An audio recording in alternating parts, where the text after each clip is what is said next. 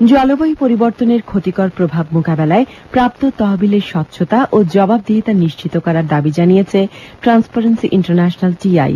রাজধানীর ব্র্যাক সেন্টারে বৈশ্বিক জলবায়ু পরিবর্তন, সুশাসন ও দুর্নীতি ঝুঁকি বিষয়ে এক সেমিনারে সংস্থাটির আন্তর্জাতিক চেয়ারপারসন ড হিউগেট লাবেল একথা বলেন। অবশ্য বাংলাদেশে আগের তুলনায় দুর্নীতি কমেছে দাবি করে বন ও পরিবেশ প্রতিমন্ত্রী ড হাসান মাহমুদ বলেছেন, এ বিষয়ে দুর্নীতি হওয়ার কোনো সম্ভাবনা নেই। আরো জানাচ্ছেন হাসনাত রাব্বি।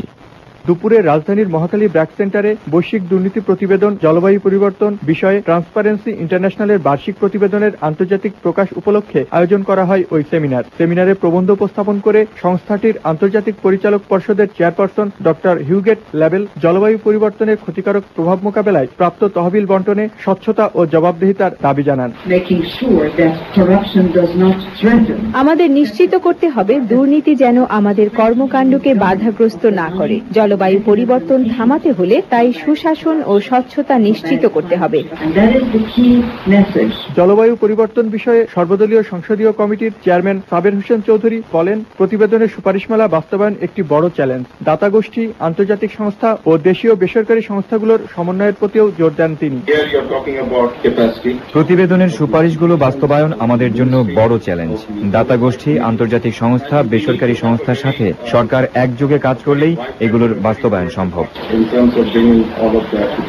তবে আগের তুলনায় দেশের দুর্নীতি কমেছে দাবি করে পরিবেশ ও বন প্রতিমন্ত্রী ড হাসান মাহমুদ বলেন, জলবায়ু খাতে বাংলাদেশের ক্ষেত্রে কোনো দুর্নীতির সম্ভাবনা নেই। বিশ্বব্যাপী জলবায়ু তহবিল সংগ্রহ ও বন্টন ব্যবস্থায় স্বচ্ছতা ও বিশ্বস্ততার দাবি জানান তিনি। আমাদের দেখতে হবে অতীতের তুলনায় এখন কিরকম দুর্নীতি হচ্ছে। আমরা অনেকগুলো পদক্ষেপ গ্রহণ করেছি। ক্লাইমেট ফান্ড অ্যালোকেট করার ক্ষেত্রে যা কমিটি যেগুলো আছে সেগুলো ভেরি ইনক্লুসিভ। এখানে সিভিল সোসাইটির সদস্যরা আছে, আমাদের উন্নয়ন সহযোগীদের মেম্বাররা আছে। ওই প্রতিবেদনে জলবায়ু পরিবর্তন বিষয়ে রাজনীতি, অর্থ যোগানদাতা প্রতিষ্ঠানের জবাবদিহিতা, ব্যবসা প্রতিষ্ঠানের ভূমিকা, বন খাতে সুশাসন, কার্বন বাজারে সততার মতো বিষয়গুলোকে বিশেষভাবে আলোকপাত করা হয়েছে। হাসনাত রাব্বি, রেডিও টুডে।